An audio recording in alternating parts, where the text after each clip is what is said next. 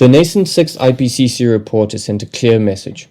We are 1 minute to midnight, and the rate and scale of action that is required is immense. How do we meet this moment in a way that builds resilience for those communities that are on the front lines of climate impacts in a bottom-up approach that leaves no one behind?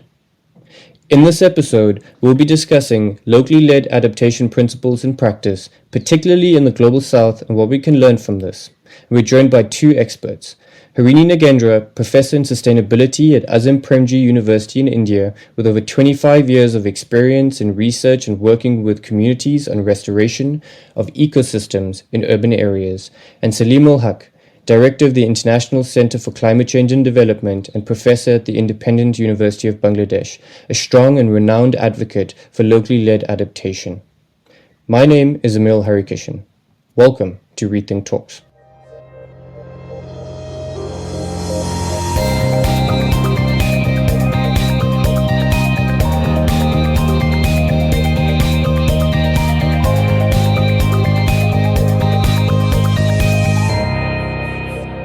Harini, Saleem, so fantastic to have the both of you joining us here today to discuss this crucial topic, particularly in the era that we're living in, both with COVID-19 and in light of the sixth IPCC report. We're certainly 1 minute to midnight, and the need for working with communities and locally led adaptation has never been clearer. To kick us off, I thought I'd hand over to you to discuss what locally led adaptation means to you and the work that you do. Harini, let's start with you. Sure. Thank you, Ameil. And it's a real pleasure to be with you and Saleemul Huq and to talk about this. As you say, we're really close to the cliff. And I think our problem is, as Ban Ki-moon put it so eloquently some time ago, we're heading towards the cliff with our foot on the accelerator. So we really need adaptation. We can't just focus on mitigation anymore, and we need adaptation to be local. Mitigation, of course, has to be more global in design and focus. In terms of my own work, which has been both on forests and cities in India, there are multiple things I think that we need to do. One is to understand at the forest level how local communities can be part of adaptation to climate change. And much of the adaptation mechanisms are still largely top-down. But for instance, agroforestry communities or collective action on water body management. How can all of this be done in conjunction with the government? So one of the things we have been looking at is how a number of the governments in India has this large program called the Mahatma Gandhi Rural Employment Guarantee Scheme, which gives you certain days of employment every year. And some states are using this incredibly innovatively to provide resilience against climate change by using this money for people to restore water bodies. And of course, this is a very good thing because water is one of the first signs of distress in terms of climate change. Right? There are unintended consequences of mitigation that can then further create problems in terms of adaptation for climate change. For instance, if you have a lot of solar panels in some rural areas, that increases heat. So another thing we need to look at is how do you then do adaptation to those things, which are human unintended consequences of mitigation mechanisms that are required. In the cities, again, a focus of what we've been doing is looking at urban collective action for lake rejuvenation, for tree protection, for tree plantation. And that, again, is something that we need so critically for in terms of adaptation to climate change, because cities are going to be ground zero in multiple ways, partly because of their population density, but also just because of urban heat islands. And countries like India and Bangladesh are going to have that double whammy of heat, humidity, and this population density. What we've seen in places like Bangalore is lake restoration or water body restoration done by communities can be really effective. For instance, we had really bad cases of flooding in Bangalore 3 years ago. The places that did not flood were the places where lakes were restored by local communities. So I think those are very clear signals of the way we need to move forward. Excellent. Thank you, Harini. And over to you, Saleem. So similar to Harini, my experience for the last 20 years has been working with some of the most vulnerable communities in some of the most vulnerable countries in Asia and Africa. There are a group of countries called the least developed countries. There's 48 of them, mostly in sub-Saharan Africa, but also in Asia, including my country, Bangladesh.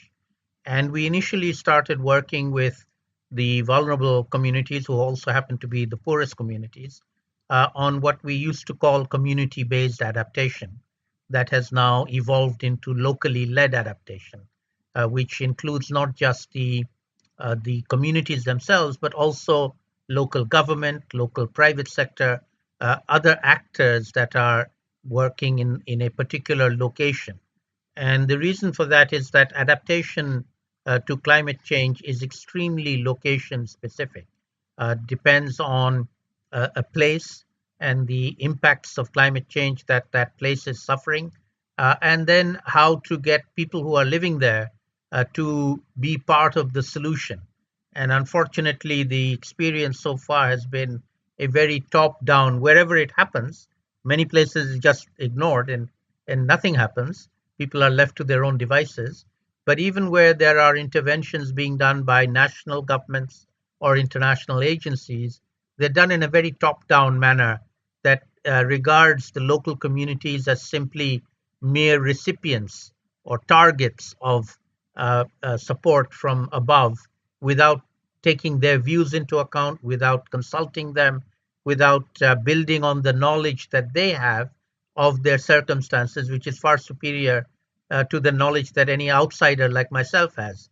And so, what I've been working on for the last 20 years is in being able to enabling these communities to get their voices heard, to capture the knowledge, experiential knowledge, indigenous peoples' knowledge, and make sure that that feeds into decision making at a higher level, whether it's local national government, local city mayors, for example, or national ministries at the national level, and indeed at the global level for global supporters and funders in particular, to make the case that the most vulnerable people need to be prioritized and supported. And the way things are happening at the moment, neither of that is happening. First of all, they're not getting support. And wherever there is any support flowing, it's very top down. They're being told what to do. They're not being listened to in terms of what needs to be done. So that's a sort of uphill struggle that I'm involved in. We are making progress, but we have to make a lot faster progress going forward.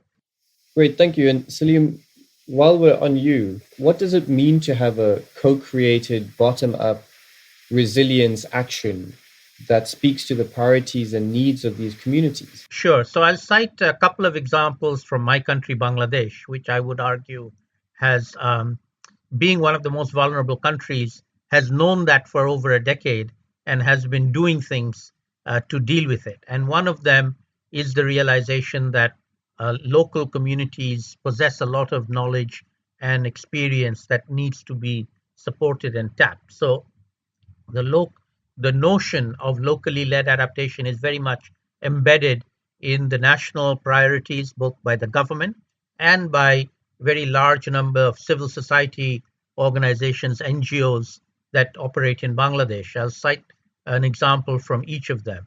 So one of the, in fact, the biggest global NGO at the moment is a Bangladeshi NGO called BRAC. They're obviously the biggest NGO in Bangladesh, but they also happen to be the biggest NGO in about a dozen least developed countries in Asia and Africa, and have been the biggest NGO in the whole world for the last few years running. And BRAC has a very, very big program. One of their programs on climate change is what they call a climate bridge fund that provides small amounts of funding to local communities in a number of towns. It's very urban oriented, and it's focusing on climate migrants who are coming into these towns and living in the slums and facing climate problems, a lot of them water related, sanitation related, and enabling them to do things together with the municipal authorities to help them adapt to the conditions where they're living. One of the big challenges in doing locally led adaptation is that the local communities don't need huge amounts of money, they need small amounts of money. But giving small amounts of money to many, many different groups is not an easy task. Governments and funders would rather give one big chunk money to somebody and tell them to run a big program rather than have to give lots of small amounts. And so that is a challenge that BRAC has taken on. And it is a small grant program that is provided to small communities with support, with technical assistance, with advice, to enable them to do what they think is best to adapt to the conditions that they're living in.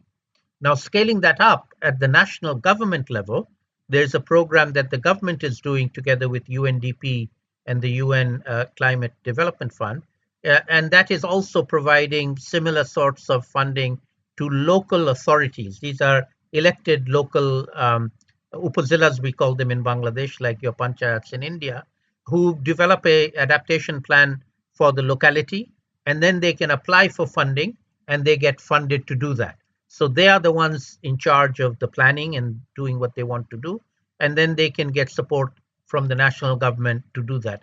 It's right now being piloted in about 30 or 40 upazilas out of several hundred, and hopefully, and the results are so far quite good, and we are planning to scale that up to the national level to enable. That's not the only thing. There is still a lot that needs to be done by national governments, but it is a complementary bottom-up scaling up of people's initiatives that can then be harmonized with top-down initiatives by the national government and by international agencies as well.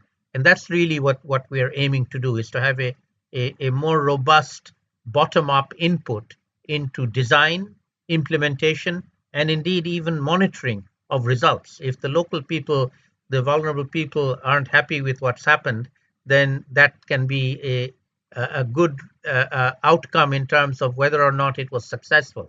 It's not the donors who will measure success, but the people on the ground who should be the ones measuring success. Great, thank you, Saleem. And Harini, your work on community restoration of ecosystems, particularly in urban areas in India, is incredibly fascinating. And I'm sure you have a lot to add to this. So over to you. Thanks, Ameil, and thanks, Saleemul, because this is very fascinating. And I think I think the kinds of programs you're describing in Bangladesh can be really an excellent source of learning for other countries across the world if this moves successfully. Ameil, as you said, a lot of the work with local communities in Indian cities, I've been looking at this over the past 15, 16 years. One of the things we find very interesting, we've recently done an analysis of the few city adaptation plans for climate change. There aren't too many, and they're couched in different ways. Some are called city resilience plans, some are called heat action plans, and so they're called different things.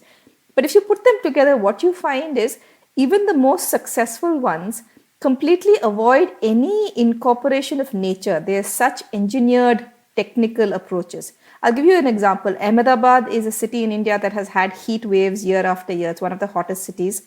And it has one of the best city action plans in India, which has been extremely successful. They've been documented to have reduced hundreds of thousands of deaths in the past 4-5 years that it's been running. Still, their focus is on painting roofs white and working with informal settlements to have SMS-based, text messages-based app services and alarms, so people can get into community centers. It could be a mosque, it could be a library, it could be some kind of a temple, whatever, some kind of a shelter where you get away from the heat and can hang out in a cool and dark place. However, Ahmedabad is also very well known for its banyan trees. Okay, it's also very well known for its water bodies. It has a very old river running through the heart of it. Now, if the plan could have also incorporated the plantation of a lot of trees and then restoring some of these water bodies, that could have been a much more cohesive plan. And you just don't find elements of this. It's not Ahmedabad specifically. Like I said, that is still the best plan and it's been very successful. But you don't find elements of this anywhere. That is beginning to change though. And so I'll give you another example that is a really good example of how nature has been used. In the city of Chennai in South India, they have a chief resilience officer who's been working on how to use community gardening in innovative ways. So what he's saying is work with informal settlements. Why paint the roof white? Why not just give them some kinds of materials with which you can grow plants on the rooftop? That way you get food, you improve nutrition, and he's also talking about innovative ways in which you can use recycled water for raising this food. And so I think this is a very important lesson for us because Indian cities are so crowded. Well, most least developed countries, the kinds of cities we're growing are incredibly congested, especially in certain parts of the city. So anything you do must be multifunctional. I think that's the one thing we're learning about adaptation. It must hit as many buttons as it can. If you can provide nutrition while providing greening, while providing some place for social capital to come together, and while providing technical knowledge to increase of communities, not for engineers to come in with just purely technical knowledge, but this collaborative approach. I think that's going to be the real way forward that we must use for local adaptation. Thank you, Harini. Increasingly becoming more topical to talk about South-South learning and its importance for countries in the global South to be learning from one another and sharing their knowledge and experience. And one step further from that is also what the global North can learn from the global South in advancing adaptation and resilience action. What support and changes are needed to advance this? I think one of the things we really need to do is figure out at an international level, for instance, organizations like Future Earth, which are very influential in leading these, how are they going to restructure their funding programs? Or how are we going to structure our conferences on global environmental change to allow for specific focus on South-South learning and South-to-North learning? Right? And so I think there's a lot of potential, but if you look at the way these programs are designed, climate adaptation, any global environmental change funding program, let's take the Belmont Forum, which funds a lot of these programs. The funding is disproportionately going to be for global North countries, and it's going to be disproportionate to the point where, let's say, India or South Africa maybe gets 5% or 10% of the funding that the US or countries in Europe will get. What's going to happen? You're going to get theory driven from the US and case studies from these other countries, because the funding is going to drive everything, right? So if you have to have South-South learning, you have to have funding programs that specifically fund South-to-South learning. You have to have conferences with side events that are specifically for South to North learning. And you just don't get these. Looking at all of the programs, sitting on review committees, for instance, for many of these programs, they're still designed with this very explicit idea that a low biodiversity, temperate country in, let's say, North America or Europe will teach a high biodiversity tropical country in somewhere in, let's say, South Asia or Africa how to conserve its biodiversity. Which it doesn't work, but the programs are set up in that way.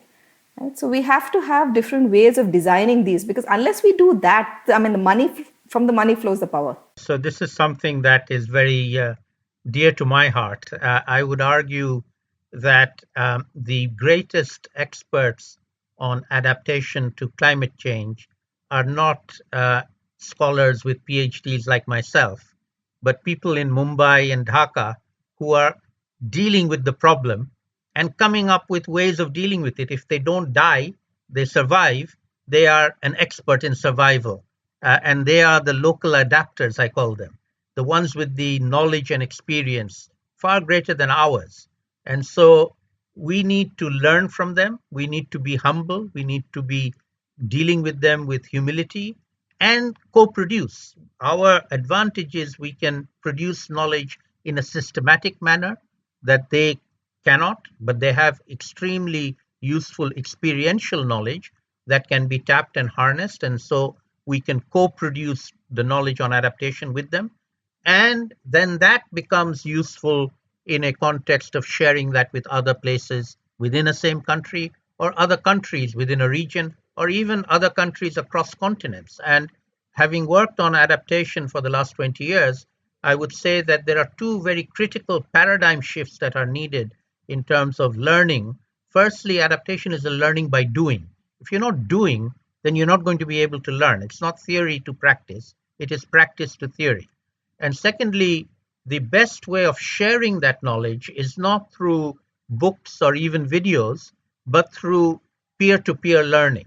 People sharing the same problem in Mumbai, coming to Dhaka and seeing what we are doing, and then similarly the other way around, is far, far more useful in terms of people understanding what's being done and then figuring out how they can adapt it to their own circumstances. Because the things cannot be transferred. It's not a one-size-fits-all. But knowledge and experience can be learned from each other. And this also goes to learning in the North. I would argue that rich countries are not well adapted at all. Just to cite the example of the recent floods in Germany, where nearly 200 Germans, the richest country in the world, lost their lives. In Bangladesh, we don't lose lives like that anymore. We have floods. We have much bigger floods than theirs. But people get evacuated. They get warned and evacuated. They know what to do when there's a flood coming. The Germans didn't. And so they can learn from us. Excellent. Thank you, Salim. And a great line from there. It's not theory to practice, but practice to theory. Let's talk about empowerment. What are some of the biggest steps that we need to take, both at the local, national, and regional and international levels, to further push for this empowerment that's needed? But there are a number of steps that we could take at the local, from the local to the larger scale level. For instance, I'll give you an example from some work we've been doing on urban foraging in Bangalore. And we were trying to understand the importance of wild spaces in the city, because of course we have green spaces, but they're very manicured. And when you look at low income communities, especially women and women in their 40s and 50s and 60s, because this is culturally changing. So these women still have the custodial knowledge of traditional, of how to forage for plants and how to cook them and what's good for making your hair not fall, or what's good for preventing knee pain, or what's good for, making sure that you don't have, if you have a stomach upset, you don't need to go to the doctor. We just surveyed 200 families, and this is the heart of Bangalore, which is, it's an old city. It's been around from the 1600s. If you look at a city like Bangalore, and nobody would believe women are foraging in the heart of the city, from 200 women, we got close to 100 different species that they were foraging for.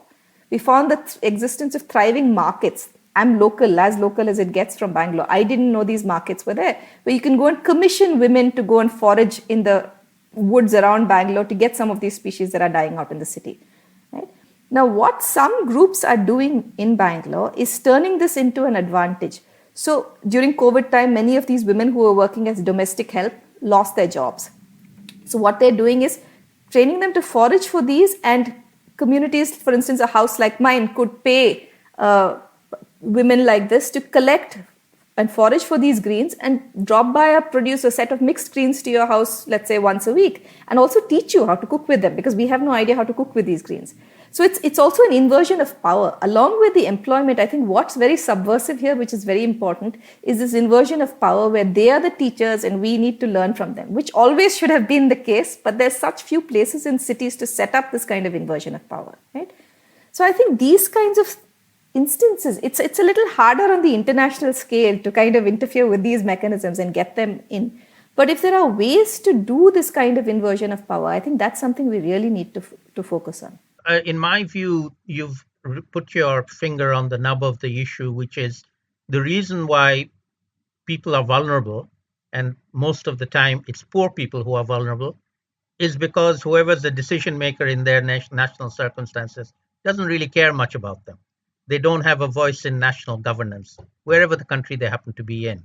And so what we are talking about when we do talk about locally led adaptation is about helping level the playing field in which these communities are operating and enabling their voices to be heard. And this is true no matter whether it's a poor country or a rich country. Even if you look at the rich countries right now, the people that are most vulnerable to the impacts of climate change and indeed to COVID-19 are the poorest communities, the people living in the slums in the big cities, the people of color in the United States and in Europe. So there is a disparity in governance terms of the poor and the most vulnerable who are neglected by the decision makers in their own countries that needs to be corrected. And the climate change issue adds one other dimension to this, which is not just poor versus rich, but polluters versus victims of pollution. Climate change is caused by rich people in rich countries primarily, and the impacts are on poor people in poor countries, poor people in rich countries as well, who are going to bear the brunt. And that is absolutely wrong and immoral, and therefore needs to be corrected. The principles for locally led adaptation, as initially articulated by the Global Commission on Adaptation, have since been endorsed by over 40 organizations around the world, including ICAD, including the Global Resilience Partnership. Salim, are you optimistic that this high level or international endorsement by these organizations is going to translate into the tangible action on the ground? Are you optimistic about that? I am indeed optimistic that it is happening, but I'm pessimistic that it's happening too slowly. And so to me, the trick isn't making something happen, but making it happen at speed and scale that is commensurate with the problem and the emergency and the crisis we're in. And it's very good that these organizations have all signed up to the principles, but that is only the first step. They now have to apply them and implement them and practice them. And my own contribution to this exercise, collective exercise that we've all started, is to try and empower, as I said a little earlier, the local communities and leaders themselves to be the judges of success, not the donors who are giving money, who come in and evaluate how their money was spent, but the people on the ground who evaluate the donors and the national government on whether or not they were helped by these different agencies that are external to them. And what we are working on is a network of locally led adapters who can provide that information, collect that information, and we do a big annual conference every year. We call it Gobeshona. It's a Bangla word for research on locally led adaptation. We've gone virtual, so it's a global platform now. Every January, we have a 7-day long, 24/7 series of sessions with local actors. And that is going to be the judge and jury on whether or not these big organizations who have signed up to these principles actually deliver on those principles or not. I'm hopeful, but they need to be quick and change their working ways very, very quickly. The last thing I'd say, which is something that they have to do, is to accept that they've done it wrong so far. They have not achieved what they were supposed to be doing. Okay, so the starting point is you got it wrong. Accept that you've got it wrong. Accept you want to do it right, and now do it right. Great, thank you, Saleem. And Harini, are you optimistic about the future as well, in terms of how we take these things that we're reflecting on now during COVID and really push that into a better future for the cities that we want to see, where we have trees, where it leads to adaptation and resilience, but also just to a more enriched life? Are you optimistic, Harini? I'm always optimistic, because I think if one is not optimistic, I don't see what we can do from here. You know, we have one planet, we have to stick around, we have to do what we can. That said, I'll tell you where I'm more optimistic and where I'm less optimistic. I am definitely more optimistic that even the vast majority of people who live in cities, I think, have been so busy, just caught up in the daily mechanics of living, that we have not had these conversations about nature and why nature is important to us. Except for, you know, we need biodiversity somewhere out there. We need climate change to be fixed somehow. But we in a city don't have, it doesn't pertain to me in my everyday life. And I think COVID and lockdowns have really taught us the importance of having nature all around us, wherever we live and whoever we are, right? So there I can see that change has really come about. Where I'm not so optimistic is, how does this change the structures that we have? And our structures are set up still to continue economic development and growth as ever. And so we did see that in the first half of 2020, or let's say from March onwards for about 6 months, the amount of CO2 emissions dropped steeply. But what we see is since then they have risen so steeply again that they've overtaken that drop. And they're now more than they were in 2019. Right? So where is this going to go? We can't have a lockdown every time, because the human cost of these lockdowns for reducing climate change is too steep. We can't afford that. And so how do we do something structural is where I'm struggling with. And I'll agree with Saleem. It's nice to see the progress, like the C40 cities and the kinds of things that they're putting together to slow down climate change. It's nice that it's European cities, but it's not only European cities. And I see a lot of Latin American cities coming forth with these innovative programs that hopefully other cities in the global south can learn from. But it's also too slow and too little. Excellent, thank you.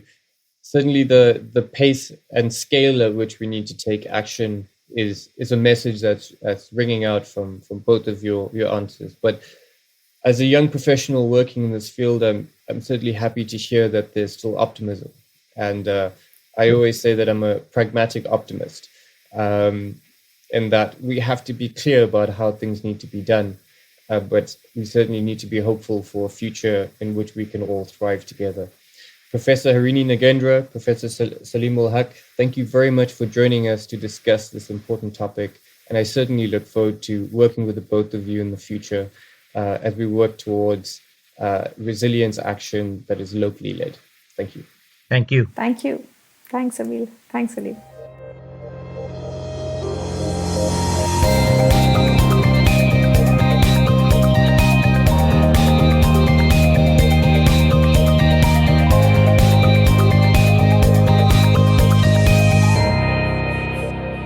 You've listened to Rethink Talks, a podcast produced by the Stockholm Resilience Center at Stockholm University. For more episodes, head over to our website, rethink.earth, and don't forget to subscribe.